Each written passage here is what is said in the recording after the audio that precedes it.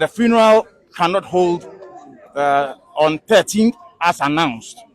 The court has also given direction that the ABUSUAPANIN, that's the first defendant in this matter, should meet with the immediate family members and then arrange how they will together in unity conduct the funeral of the legend Daddy LUMBA.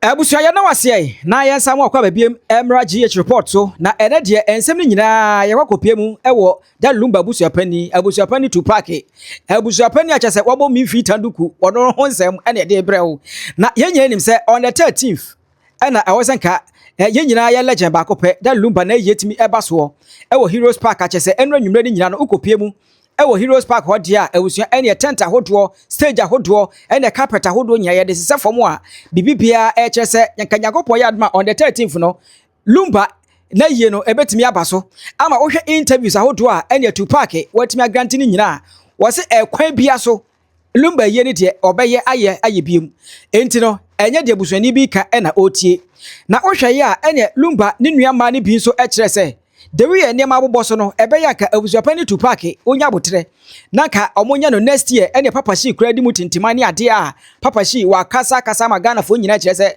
papa SHEE wei sebe ni tiri ho na afu dwen na so manu sisum na so ase adwene ne hyedan klekesa ene ensem de enkrofo ka bi pa twimakobone ede agu papa SHEE ho na papa SHEE elidi chese LUMBA nuamba yi edo makopie mu okoto achese me no kase no se ye be ye ni se ye nya ye ni nyina na akwakogyina ene aloyafo ene ajagefo ensem na abusua ene na otemuafo etina na dwam no ye se da bi se de ensem ne ka kone de wontwan ema 13th ne nso ansa ese otimi ede na temuo no ebe wiye na ye nyina yetimi hu se ye ntade a ye pempam ene ye yi ntoma ya pam nyina no 13th ye likopie o Heroes Park anase ye mfa nkono ye hu na abusua ene Accra High Court ukopie mu a asem osi ye nie reporter ye se ka kire se court ede injunction ene tabo kese pa ene wode apim so se panyan se da LUMBA ye 13th no entimi ema so enti ABUSUAPANIN TUPAC onkopen ba bi ntina na ensa hodo ene nema hwato bia no onkofa nkogu dam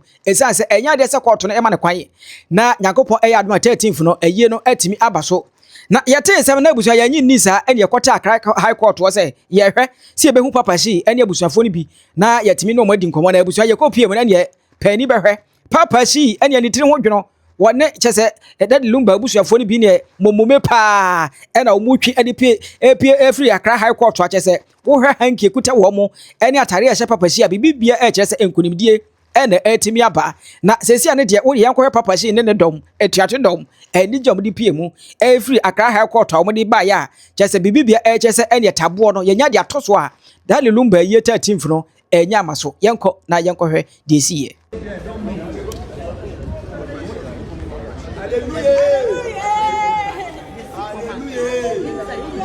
Hallelujah.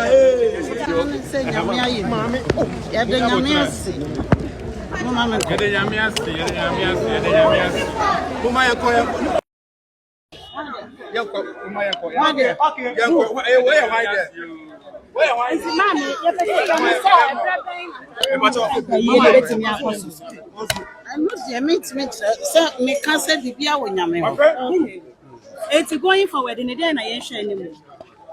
Oh, young animals see a bit me see daddy. Police investigation. I think see daddy. I'm an And you say going forward, you better on cabin. My brother today, you should say, I told say what didn't junction at all. You better on cabin. There are some and I said, she be able to go back to me there too. And we never care about this. The Lord God Almighty bless you.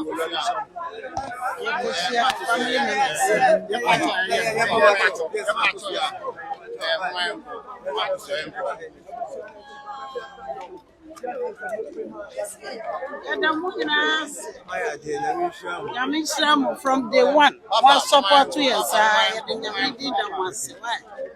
Timon by my successful.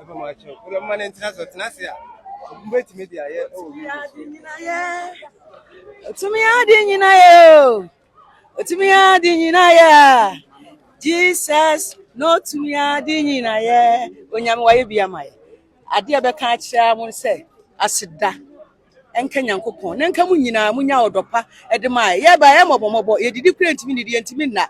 On say, I near Cateris and Pacusu for Cateris.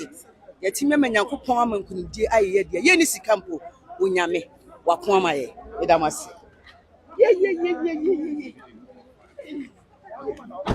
Papa. Papa.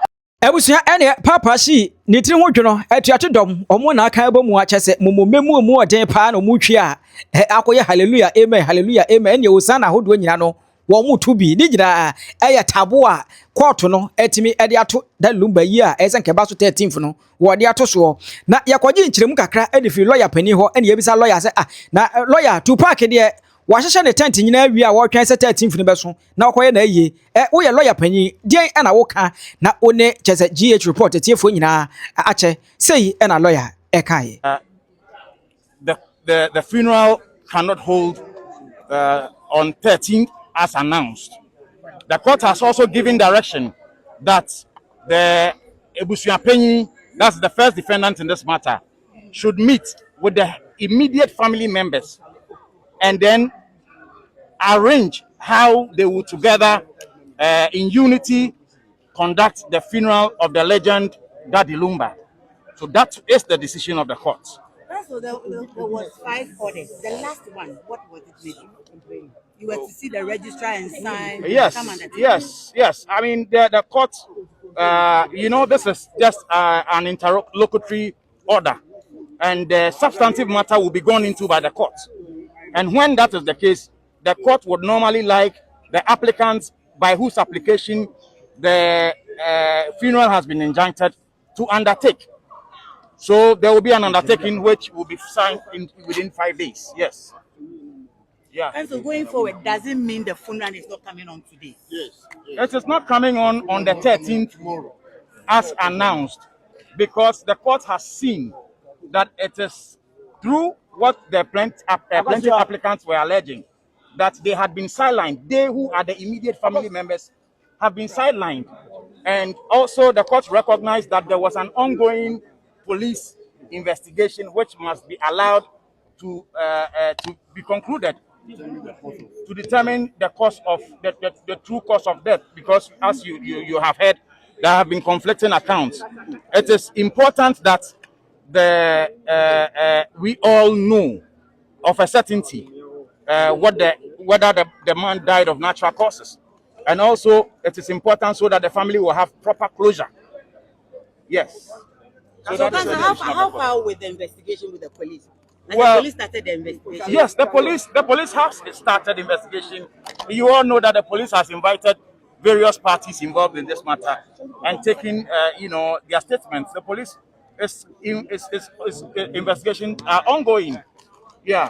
All right, thank you so much. Your name. Cancel your name. Ebusua ene lawyer pani na akyekere nsem ni mu a zeze ni dia mesi TUPAC ne de enema kwaje kekeleke ama enema kwakware something which is there de ama no sisika wase ni nyina na ebusua zeze ni de eka ba fie na wuni se maka cho se papa SHEE ene ne dom osana ena na omoto na ohwe de wi a lawyer kasa ye dia kyese ze TUPAC enwuma ne efri ne ya ekwa akopem na sia obebo nyina plans na hye agu dreams ni nyina hye agu ne da yeso nyina hye agu se da yeso a na ABUSUAPANIN TUPAC wo so se oba be ye na ne ho ato no se no entimi aba be ya de so a de ama ABUSUAPANIN TUPAC na abusua yankwai na ye ne papa SHEE ene na tuato dom ene abusua aka no ensa ni nkomo na omo so no ne court eka ye ene injunction de ato ayi no so no omo so ene tu dwa nyina yenko ne kwaje nkyirimu no emfiri abusuafo ho Me bajo me no obi ani mase. Eno kura na enipa mpe. Mama China ni. Adom. Ase mo enta ka mu bisa Mama China. Enye me na ese mu bisa me. Wa de ade. Osi gofo se de magu abusua na ni mase na onam si wona betina yi ano. Papa, onwu abusua na ni mase na no kura no ope. Ewiase wo ka no kura enipa mpe. Wani kwadwo ya ka ya kura ya abusuafo ne yenim kwadwo ane ma na ne yie dodo. Papa SHEE na ne na di agro avunti panifo so yonko passen onua. enti nyasa ogu abusua no kura no ope na ampa sa wo ko na sa wunim sa wudi bi ma onyame gina wachi me asami starting nyina masama na me kan se nipa nyina anya trofo na nyankopon nya no kwafo ampani esre nyame wa mena bom anya manso ne yepe na abusua ne a tete tini ye pesa no kura dad ni nyina ya kan ye bom ana ye baaye me ba wa ya adwuma wo haba wo tema me ba no ABUSUAPANIN abone ye LUMBA sika ye 1 week ni nya say wa ses kanenti mbende sika na Awurade be ma ye bibi abe kama okay bibi abe kama may the Lord God Almighty bless you legal wife na go pon shamo tiwa asante queen kunema Awurade shiramu nyina papa she say nyame atie wo mpaebo Awurade atie ye mpaebo Yehowa Yesu na atie ye mpaebo said ye be ya yadi ye betu ye na fairness aba because there's some investigation here who the entire brand free. May Yeshua bless you all. May the Lord God Almighty bless you for your prayers. Oh, there be a friend. May we low and from the evangelist. Ekunim biaba 120%. Esia lawyer no. O say oni emetna say ne yen hihye to anti ase ne dia. To anti ase ne dia. The bit macan, you didn't kunim. Yanko Park, my you didn't kunim.